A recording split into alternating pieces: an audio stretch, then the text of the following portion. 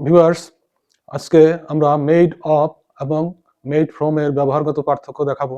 কোন ক্ষেত্রে made of হবে এবং কোন ক্ষেত্রে মেড ফ্রম হবে। মেড অফ হবে উপাদানটা যদি অরিজিনাল হয়, অরিজিনাল ম্যাটেরিয়াল যদি হয়, অরিজিনাল ম্যাটেরিয়াল এর ক্ষেত্রে মেড অফ। আর মেড ফ্রম হবে চেঞ্জড অথবা ট্রান্সফর্মড ম্যাটেরিয়াল। অর্থাৎ উপাদানটা যদি পরিবর্তিত বা রূপান্তরিত থাকে তাহলে ফ্রম হবে, এবং উপাদানটা যদি অরিজিনাল হয়, আসল পদার্থ হয়, তাহলে সেক্ষেত্রে অফ হবে। তাহলে এই দুইটা নিয়ম ফলো করে দেখি আমরা শূন্যস্থান পূরণ করব। The chair is made blank wood. চেয়ারটি কাঠ দ্বারা তৈরি।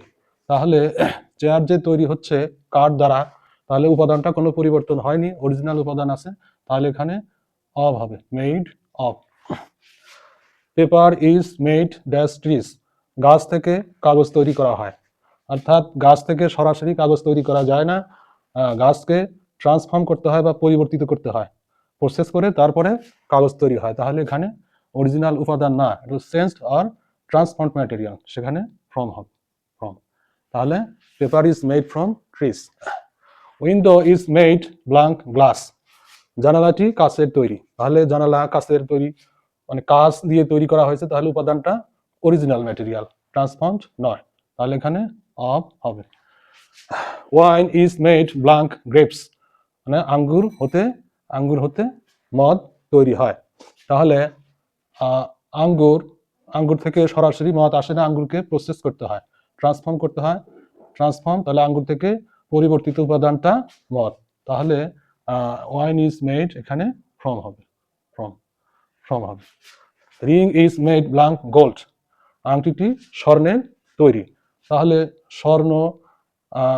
স্বর্ণের তৈরি আংটি উপাদানটা কোনো পরিবর্তন করা হয়নি, স্বর্ণ যা আংটিও যা। আংটি দেখলে স্বর্ণ, কোনো পরিবর্তন বোঝা যায় না, সরাসরি স্বর্ণ, তাহলে এখানে অফ হবে। Shirt is made dash cotton. Shirt is made blank cotton. শার্টটি বা জামাটি কটন বা তুলার তৈরি। তাহলে তুলা, কোনো পরিবর্তন করা হয়নি উপাদানটা, তাহলে এখানে অফ হবে। Bread is made blank flower. ময়দা হতে ব্রেড বা পিঠা তৈরি করা হয়। তাহলে এই ময়দা থাকে না, সেখান থেকে রূপান্তরিত করে রুটি তৈরি করা হয় বা ব্রেড তৈরি করা হয়, তাহলে এখানে ফ্রম হবে। Cheese is made blank milk. তাহলে দুধ হইতে পনির তৈরি করা হয়। তাহলে পনির দেখলে সরাসরি দুধ থেকে পনির আসে না, দুধকে পরিবর্তিত বা ট্রান্সফর্ম করতে হয়, করে পনির তৈরি করা হয়, তাহলে এখানে ফ্রম হবে। The sculpture is made dash stone. ভাস্কর্যটি পাথরের তৈরি। তাহলে পাথরকে তো আর রূপান্তর করা হয় না, সরাসরি পাথর লাগিয়ে ভাস্কর্য তৈরি করা হয়, তাহলে the sculpture is made of stone হবে।